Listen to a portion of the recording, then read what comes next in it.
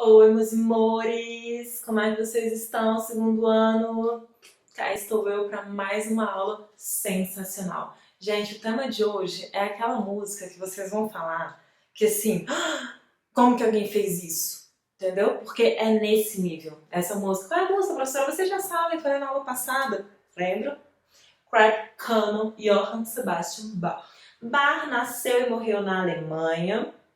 Ele foi associado à igreja, ele era um músico protestante, tocou durante muito tempo na igreja. Ainda muito novo, ele já apresentava um talento musical, digamos assim. Foi reconhecido, ganhou importantes cargos ao longo da vida dele e ele era organista, que era um instrumento bafônico da época. Era tipo você ser o guitarrista da escola, entendeu? Aquele menino que, né, faz aquele charme, aquela coisa toda. O organista da época era isso. Bach era o cara da época. Ele é associado a uma tríade de 3 compositores considerados os bambambãs: Mozart, Bach e Beethoven. Vamos colocar na ordem? Bach veio primeiro, depois vem Mozart e por último Beethoven. Essa é a linha cronológica deles, tá bom? E essa tríade é importante, ou seja, o Bach é fundamental dentro da história da música ocidental. A morte de Bach, ela funciona como um marco do fim do período, tá? Pra gente em música, obviamente, né? A literatura vai ter um outro marco. E aí, né, a gente pode pensar um pouquinho nessa questão da vida do Bach, a influência que ele teve, para pensar no período barroco, obviamente. Já vimos na aula passada, e um pouquinho também no ano passado, primeiro ano já viu um pouquinho de período barroco, como que esse período se comporta. Eu tenho um homem em conflito. Ele está dividido entre a fé medieval e a razão renascentista. Ele entende o seu corpo, carne, né, como algo que veio do pó e ao pó retorna. Essa carne, ela anseia pelo prazer, pelo desejo. Ela quer se satisfazer nesse mundo aqui, né, prazeres materiais, prazeres carnais. Mas a parte do espírito, que veio do sopro, o fôlego de vida do Espírito Santo, essa parte espírito mesmo, essa alma imortal anseia pelo encontro com Deus. Então eu tenho no período barroco esse homem que quer a vida eterna e esse encontro com Deus, mas que ele também quer usufruir dos prazeres terrenos, tá? E isso vai se mostrar por meio dos contrastes, das muitas nuances, dos opostos presentes na música, tudo muito exagerado, muito cheio de informação. E a linguagem de Bach não vai ser diferente disso. Quem é que vai influenciar Bach? Vivaldi. Lembra lá que eu coloquei no vídeo passado, o outono das 4 estações do Vivaldi vai ser um grande influenciador do Bach. O Pachelbel também, o autor daquele cânone lá do repertório do primeiro ano. Onde o violoncelo toca a mesma coisa a música inteira. Lembram disso? É frustrante essa música. Mas para os violoncelistas, né? Porque os violinistas amam.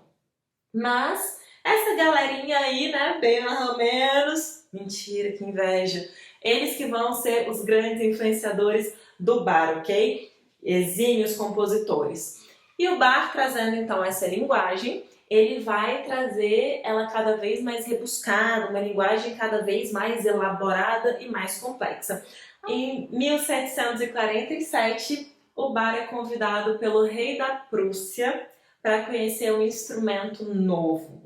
O rei Frederico II, lá da Prússia, ele tinha um instrumento que ainda era experimental. O nome desse instrumento? Pianoforte. A gente é íntimo dele e chama ele de piano, porque ó, a gente é piano ligadinho, chama ele pelo apelido. E esse instrumento recém-surgido, então, o rei da Prússia tem, né, um protótipo dele, fala bem assim: Johann Sebastian Bach, chega aqui e vem conhecer esse instrumento. O Bach já, né, um pouco mais velho, faz uma viagem super longa até lá para conhecer um instrumento musical. Chegando lá, muito cansado, né, a viagem naquela época não era uma viagem de avião, primeira classe, nada disso tinha, tá? Chegando lá, então, o rei da Prússia pega e entrega um tema para ele e fala bem assim: quero ver você improvisar em cima desse tema. O que era improvisar naquela época? Era fazer várias linhas melódicas simultaneamente, polifonia. A linguagem polifônica estava no seu auge. Começou lá no Renascimento. E no período barroco, ela então alcançava o seu auge. Várias melodias simultaneamente, a ideia do contraponto. Todo contraponto é uma polifonia. Grava essa informação, anota, pausa o vídeo, anota, vai comigo. Todo contraponto é uma polifonia. Anotou isso? Excelente, porque é minha questão de prova, certeza que eu vou colocar essa lá. Vai cair na UNB igualzinho. E aí, ele vai lá, né, olha aquele tema e na hora o Bach improvisa 3 vozes em cima desse tema que o rei da Prússia entregou para ele. Só que a galera falou bem assim, impossível fazer uma polifonia em cima desse tema, muito difícil. O rei da Prússia, que se achava o bam, daí fala bem assim, quero então ver você fazer em 6 vozes isso daí. a Bach falou bem assim, olha, eu tô meio cansado, eu acabei de vir de uma viagem muito longa, mas em breve eu te entrego isso, beleza? E aí Fred fala bem assim, ok, Fred porque ó, a gente também é íntimo dele, né? E aí Fred fala bem assim, tá bom, porque a ideia é que aquilo era impossível. Os músicos mais competentes da corte, né, falaram que aquilo seria impossível. E sabe quem que era um dos músicos daquela época? Ó, mais embabado na aula de hoje, o filho do Bach, o Christian Bach. E a galera até fala, inclusive, que quem compôs aquele tema foi o próprio filho do Bach e não o Fred, porque Fred nem era bom assim em composição, ele não tinha esse talento musical, sabe? E aí, a gente pensa, qual que era a tentativa? Era, né, dar uma humilhada ali no Bach, deixar ele numa situação meio constrangedora, sabe? Mas Bach, muito mais esperto, ele faz parte do quê? Da tríade. O Frederico entrou ou não entrou? Nessa tríade, né, dos bambambãs da história da música ocidental. Mas lá está Bach na tríade. E aí o pessoal fala o seguinte, que passado 2 semanas, o Bach envia para o rei da Prússia uma oferenda musical. O termo que ele usa em alemão tem um duplo significado, tanto de oferenda, né, quanto o significado de um sacrifício da vítima, sabe? Então Bach percebeu o que rolou ali, Bach entendeu bem a situação. E aí o Bach vai mandar várias músicas baseadas naquele tema que ele mandou. E ele não só envia, né, uma música a 6 vozes, ele faz muito mais do que isso. Ele envia 3, ele envia 6 e ele envia uns enigmas musicais. E a gente vai estudar um desses enigmas musicais, o chamado então Crab Canon. Imaginem vocês o seguinte, isso aqui é uma linha melódica que está indo nessa direção, beleza? Aí, quando a pessoa tocou do início ao fim, ele vai lá e faz o seguinte, agora eu vou tocar do fim para o início. Aí eu fiz este outro aqui, ok? Aí vamos fingir que esse aqui, então, é o finalzinho desse aqui, tá? Aí ele faz assim, ó. Sacou? Né? Tocou do fim para o início. Tocou indo, tocou vindo. Agora. É isso que ele faz, tá? Professora, dá pra ouvir isso? Dá pra ouvir? Vamos ouvir? Início.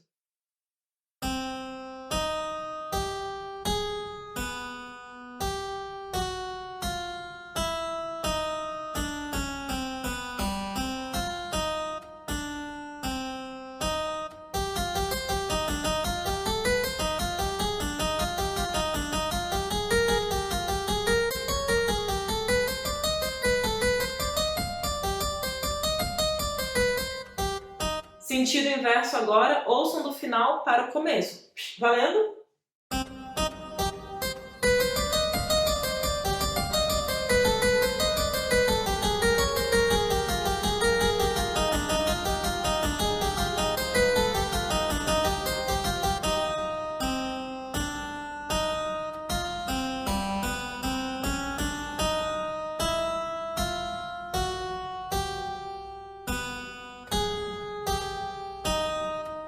Mas o Bach para por aí? Não. Gente, a música tem sentido quando ela vai e quando ela volta.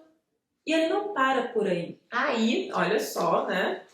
Se eu pegar, então, a minha melodia indo, a minha melodia vindo, fazer um negócio mais ou menos assim, ó, beleza? Melodia indo, ok.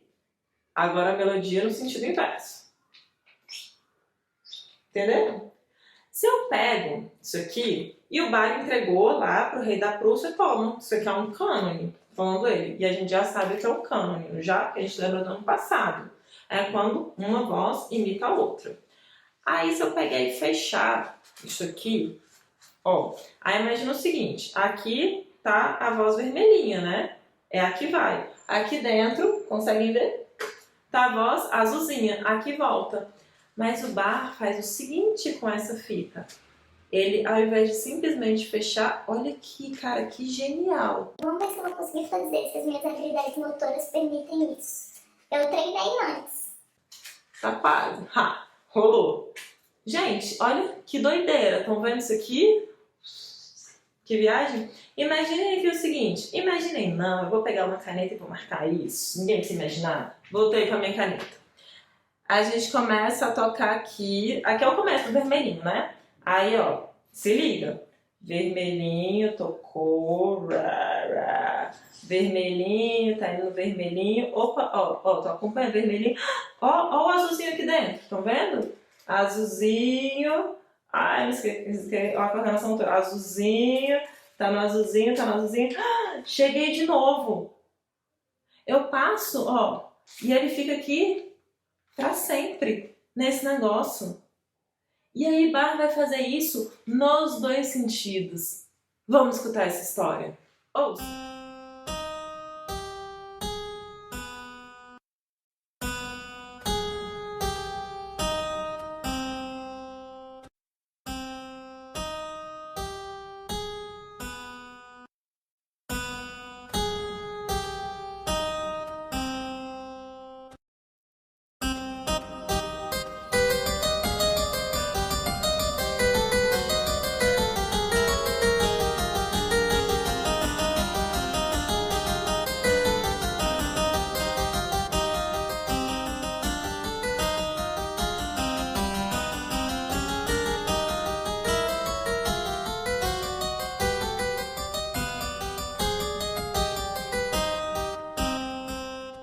Galera, Bach escreveu uma música que, além de funcionar como acompanhamento dela mesma, ela é tocada simultaneamente nos dois sentidos.